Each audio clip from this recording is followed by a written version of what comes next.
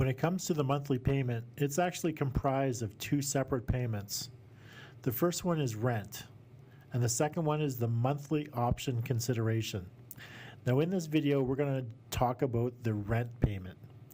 Rent in a rent-to-own is just the same as it is in a traditional rental. Now I've mentioned this in other videos, but it bears repeating again. The lease and the option contracts must be independent and they must stand alone separately.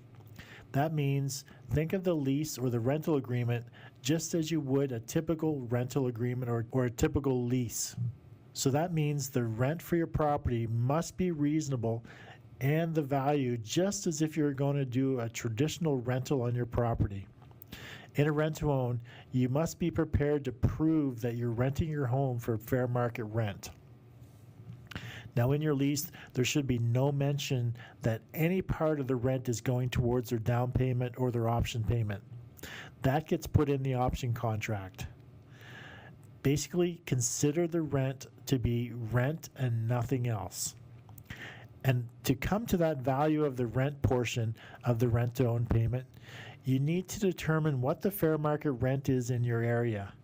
Now you're also going to need to document your findings. Now there's a form that accompanies this video to aid you in coming to the conclusion of what fair market rent is in your area. Now one way to get the information is to review all online rental sites in your area and document the properties for rent just like yours in the same area. Now typically you'll come up with a rental range. One website that reviews all the online rental sites for you is called padmapper.com. And in the US, you can use Zillow.com or RealtyTrack.com. Now, another way to gather information is to call your property management companies and ask them how much a property like yours would rent for in your area. Now, you need to give them the details about your property, such as the type, size, number of bedrooms, number of bathrooms, the parking situation, any upgrades, etc.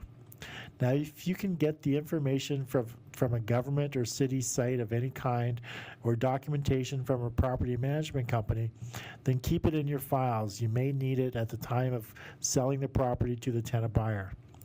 Now, once you gather the range, let's say, for example, the range is between $1,700 and $1,900 per month.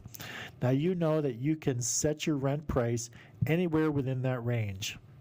But remember, your total monthly payment will equal the rent portion plus your monthly option payment, which we're going to discuss in another video.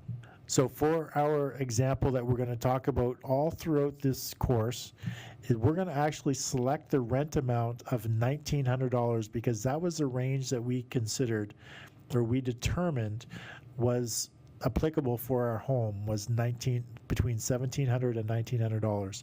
So we're going to pick the value of $1,900 for all future conversations about the fair market rent for the home.